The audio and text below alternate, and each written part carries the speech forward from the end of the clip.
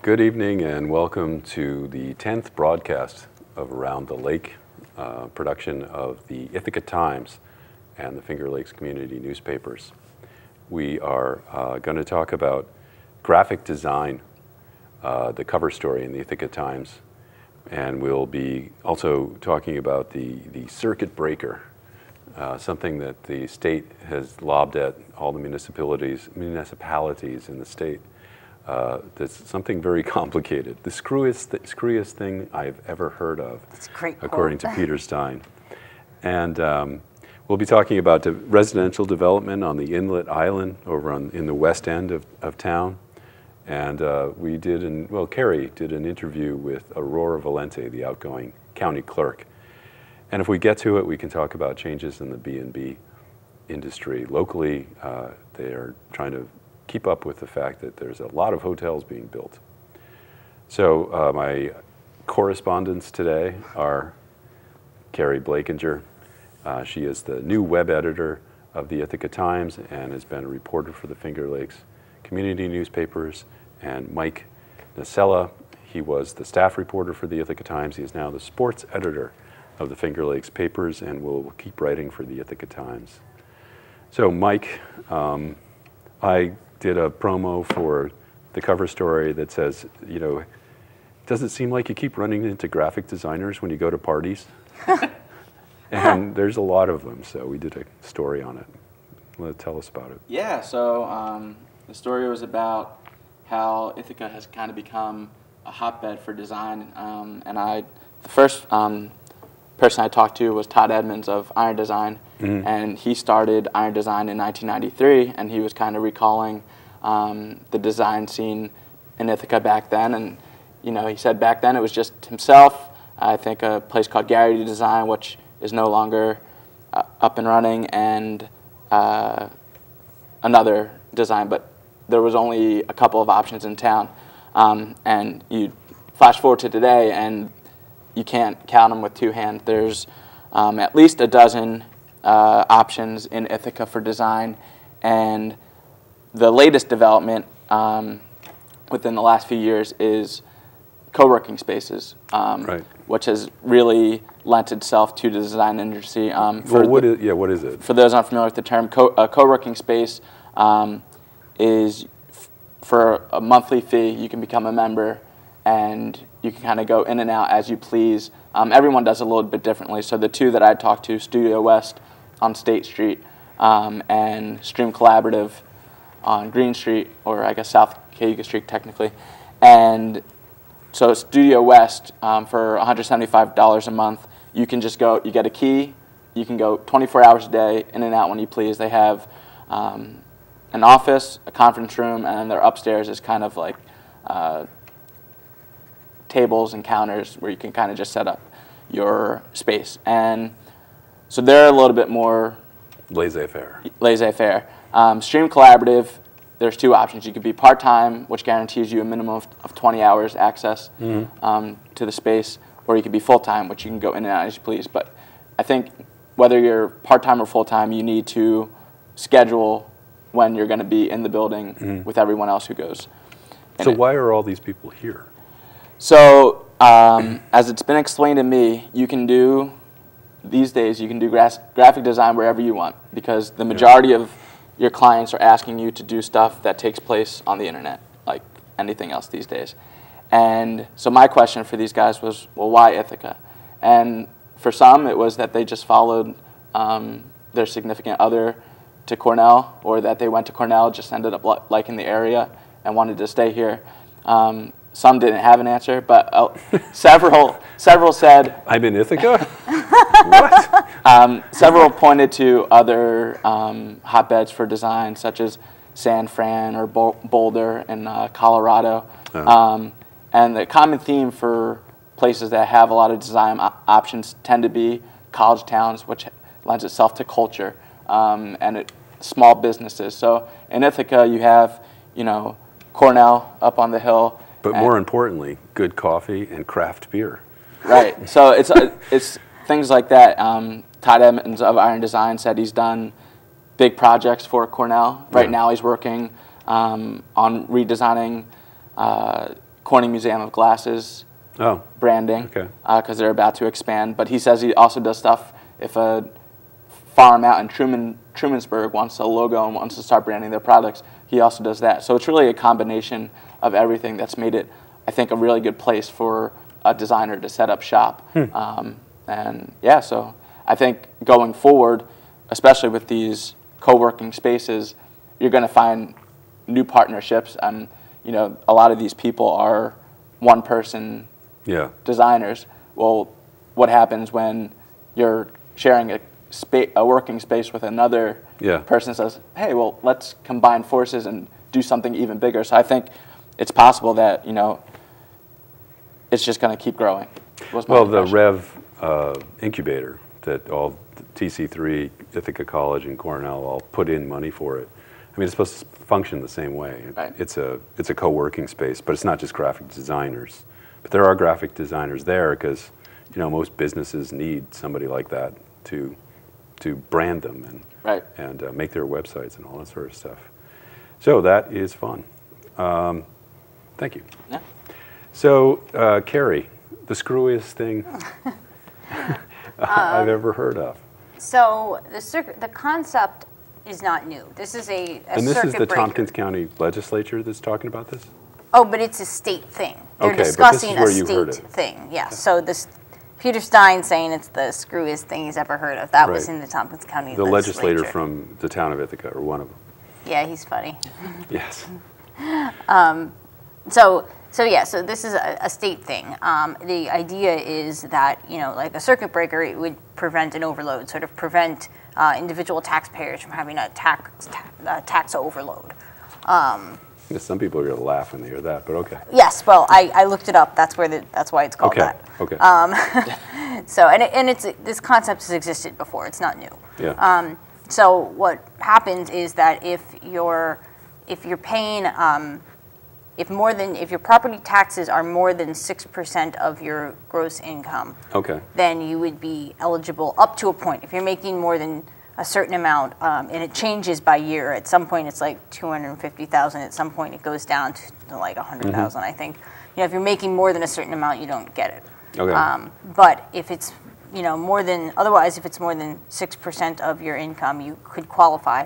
Also, renters can qualify. If renters are paying, because they're assuming that property taxes are affecting your rent, if your rent is more than 45% of your income. Is this in the form of a refund? A pretty big one. Average one they're projecting upstate is around $800, and average one downstate would be around $1,100. So it's a much more substantial than the rebates that had been tied to the tax freeze so far, which were, with the tax freeze, it's been that, you would get a rebate equivalent to the amount that your taxes increased. But so if you're paying, 8% of your income, you're still getting $800? No, I mean, the amount that you get is tied to your, it's a sliding scale. Yeah, it's tied to your income and your taxes. But you only get it if all the municipalities, all the taxing entities you live in stay within the tax cap, and for 2016, they also have to be able to show a 1% savings through shared services, like a savings equivalent to 1% of the total tax levy. And that's gonna be tough. Especially in areas like Tompkins, where we've done a lot of shared services, and they've been in place long enough. We can't count them because the look-back period is only until like 2012 or something. Yeah, the Dryden School Board was complaining about that. So like the healthcare consortium is probably not going to count. And we've had a lot of other shared services things that probably aren't going to count. But well, we also have a mayor who is saying that, right. staying under the tax cap is not worth it because the rebates are so small. Well, maybe he'll think differently. Yeah. When the rebates are not so small We'll anymore. have to ask him. Yeah. But, hopefully we can have Joe on, the county administrator, Right. in the next few weeks to tell us some more about this and whether the county has any ghost of a chance of making it. Yeah. He seemed to think that that there are certain creative ways of looking at what counts as a shared service that might actually enable the county to qualify. I'm predicting shared services consultants will spring up. No, seriously. Pat and Tompkins, Joe can take care of everything himself, I'm sure. He's awesome. So this was something announced by Cuomo in the State of the State? Right before the State of the State. Okay. But recently, so. And it's in effect now? No, it hasn't. No, he's proposed it. It isn't in effect yet. Oh, so the legislature has to approve right, it. and this will Okay. be The state $1.7 legislature. billion. Well, is what they're predicting it will cost. So this is Okay. what's going to be used with some of this. Some of the surplus will go towards this. Oh, okay. Although it's supposed to be, an ongoing thing. Okay. So yeah. Well, we will have to revisit it. Yeah, we're talking about having guests Yeah. in the future. This is our 10th show. We're very seasoned now. And I think we should get, at some point, once budget cycle gets up, we should get Jim Dennis on, since Oh, he's for one sure. of our Yep. regular viewers. And that is coming down the pike. Maybe our old coworker Lou can be a guest now. That's on the true. show. He's going to Oh. do some stories for Yes, us. and we'll have a canine guest. We're anticipating a canine guest in the Yep. next couple weeks, yeah. That's right with... Yeah, Oh, that's Bailey. post-production nightmare. All right. So, yeah, we'll be talking more about the circuit breaker. That's going to affect a lot of people. Or not. We'll see if the legislature can cope If with. anyone can stay in that tax cap and make the shared services. In certain places, it'll happen. Like in the really rural places, I don't think they're going over the tax cap. But Right, but then the shared services, they yeah, also that's true. have They to don't make have any that. services, so how Right, can they share? exactly. Okay, so this week in the Ithaca Times was our Business Times section, which we have 9 times a year. And Mike, you wrote the cover story for that. And you, after some hunting around, managed to find the Chashki and Zaharis family members that are actually doing this. And most people will recognize this building because they drive by it when they come in on 96. It's at the corner of Taganic Boulevard and Route 96. It's a big old Italianate Victorian commercial building where the Lehigh Valley House restaurant used to be, and bar. And so what are they doing with it now? So the Valley House, which is owned by Tim Chatsky, Right. will be becoming 6 condominiums and also a satellite office for Ithaca Police Department. Oh, right, the West End office. Right. And right next to that was a long-time furniture store owned by Mark Zaharis, and he's turning that into 7 apartments and some office space. These projects are moving parallel together in timeline pretty closely. I think the Valley House is supposed to be done by May. One of them is supposed to be done in May, and one of them is supposed to be done in July. But, Oh, okay. So they're both aiming for early summer completions. But I guess the story here is that there's not a lot of residential options in the West End. Not yet. And these are some of the first, and then also with Steve Flash's apartment 17, That sounds right. apartment complex. Right on the water. And so all these are going to kind of create, I think, a different kind of living in that Yeah. part of town. There's already Island Fitness, and there's some places to eat with Boatyard, and it's right on the water. So I think people have always felt it's had a high ceiling to be a destination, another destination for Ithaca, Yeah. and it just hasn't been. Yeah, you mentioned that there wasn't a lot of residential development there because of its industrial past. The water was pretty dirty. It was, if you see historical photos of that port, it's unrecognizable. I mean, they're just warehouses and depots and everything. It's actually officially part of this Erie Canal. And so they could come in from the top of the lake, come down here and, let oil out of there and just transport all kinds of stuff through there. And famously, there's a trench that goes from the old gasification plant that they just tore down over where the new park is next to GIAC. And there was a trench that went all the way from there to the inlet that was just like coal sludge that just went into the water there. Right. So they recovered from that. Now it's pretty nice down there. Did you talk to them about why condos? Well, he had gotten the idea from his friend Joe Perry, who said he would have interest in buying one, if not two of them. So that kind of made his ears perk up. So that's 1/3 of them gone. I think the idea was that there might be some longtime Ithacans who might not want to be here on days or weeks like this, where it's in the teens, and want to get down to a warmer place, but would love to come back up here for the warmer months when it's beautiful and lovely. And not have to mow the lawn. And not have to mow the lawn. So maybe a group of people who want something more than your average apartment, but don't want to own a home. So I think he feels really confident that there's at least 6 of those in this community. I think he's already had interest in more than half of them, and he's quite confident he'll get them fully occupied by the time they open. And with the Zaharis apartments, how big are those? Are there like 1 or 2 bedrooms or bigger? I think they're 1 bedroom. Oh, okay. 2 of them are going to be for handicap. Oh, only. Interesting. Yeah. So they're on the first floor. Yeah. Oh. And I'm not sure. Okay. But and so the completion in July. Who is the realtor? Who do you call if you're interested? that is a great question. Oh, okay. Yeah. All right. It wasn't in the window or anything. If it was, I missed it. Okay. It's out of our income bracket, so. Well, I wasn't actually. I was we thinking didn't of our ask. viewers. Our viewers. Okay. So Chashki and Valenti or Zaharis. Zaharis. Yeah, I wrote down the wrong thing because I was 1 story ahead. Aurora Valenti. Yes, She retired she did, yes. after digitizing all the records. Yes. So she's created the modern world here in Tompkins County. Yes. She came in 1991 is when she started being the clerk. And she's a Republican, which is, interesting in... I'm not. What's a Republican? Right, exactly. but she's not like a hardcore Republican. She just sort of was very A coincidental. Republican of convenience. Exactly. Yeah, like a flag of. She wanted, she had experience in similar, legal clerking type positions. So, they needed a clerk and they needed a Republican. What does the county clerk do?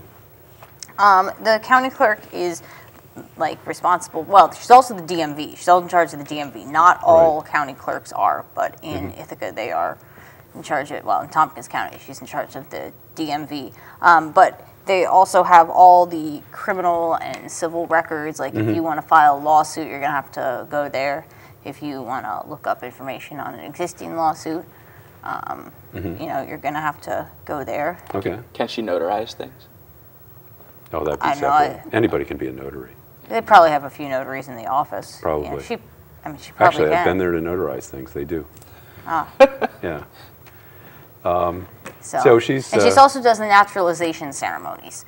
Ah, right. That was her favorite part. Yes, right? it was. Partly because her parents are immigrants. Oh, okay. So, and I think she said they actually got naturalized in that same courthouse, Oh, well, that would make sense, I guess. Yeah. It's an old courthouse. Yeah, so that was to her a very meaningful part of the job. Okay. She was commenting that's something that won't wash away over time. Having helped someone become a citizen, that's something. She said that she runs into people at Wegmans that will come up and thank her, and they'll remember her from the naturalization ceremony from years ago. Yeah, So. people probably remember that ceremony. Yeah. Yeah. Even more than their wedding. And so she's retiring? Yes, she has now. I mean, she decided not to run for re-election. She's 78, so. She looks pretty good for 16. Yeah, she thought I was 16. You look good for 16. So I wasn't kidding about her digitizing the records. Was that something that was her Initiative? initiative, or is that the state kind of insisted us? No, to the be able state to- didn't I was not under the impression at any point that the state insisted, but I think the deputy county clerk who just became county clerk and whose name I'm totally forgetting right now. Maureen Reynolds. Yes, I hear her screaming it. Thank you. Yeah. Thank you, Glennis. It's really high-tech system of communication we have. Yes. Who needs earpieces?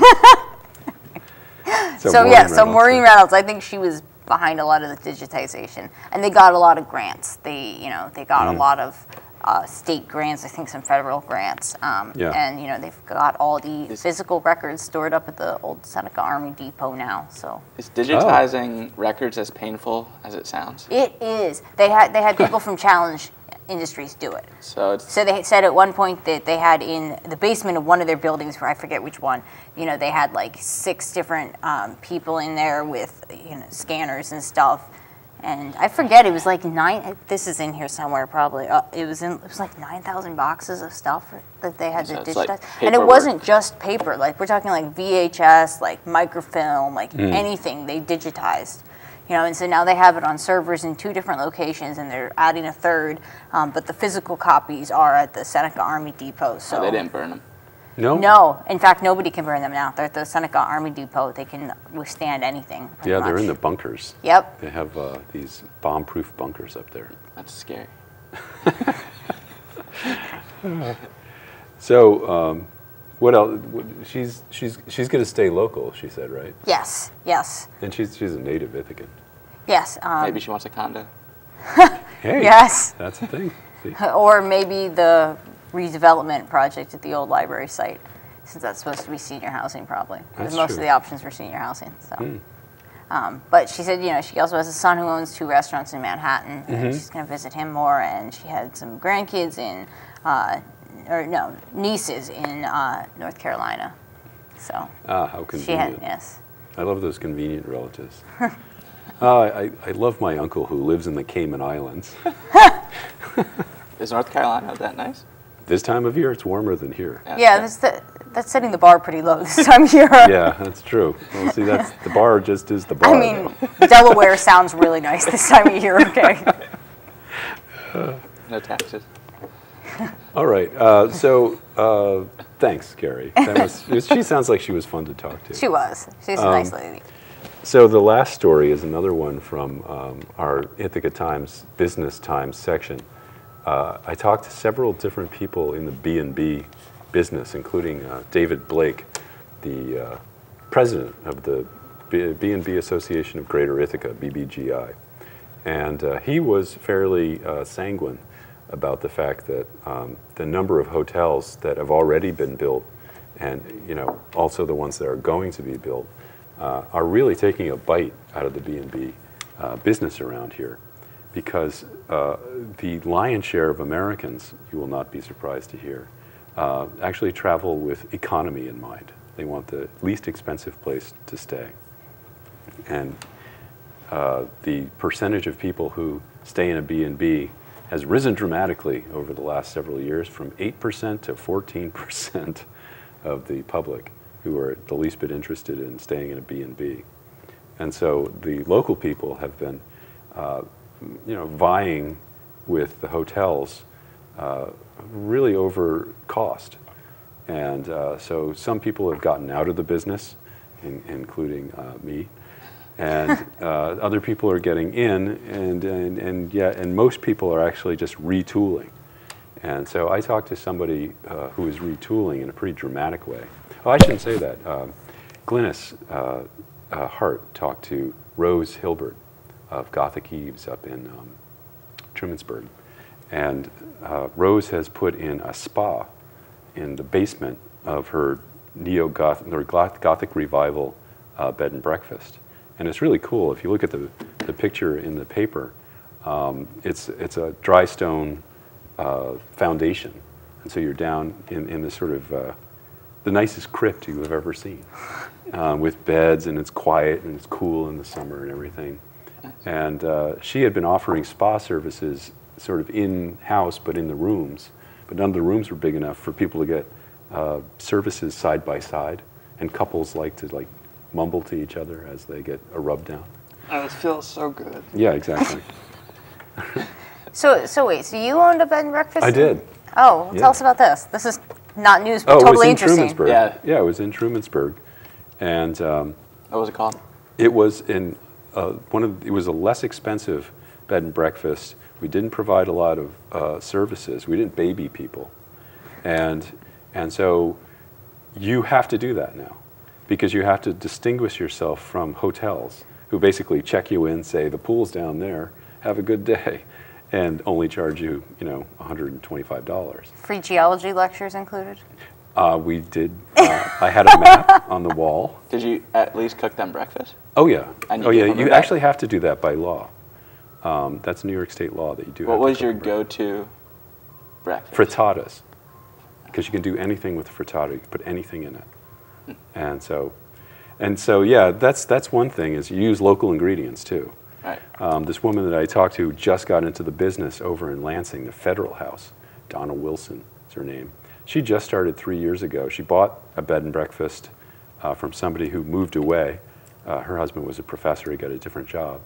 The new Donna Wilson, her husband's a doctor, so they moved here for him to get a job. So she started up this B&B, and she loves it. She's like the best concierge in the world. She knows a lot about wine. And so when a lot of people are coming up here for the wine, and so she'd tell them about that. Right. And the woman who's getting out, she's just retiring. And but she was finding it increasingly a challenge to compete with that. What's the cost of the average B&B for a night?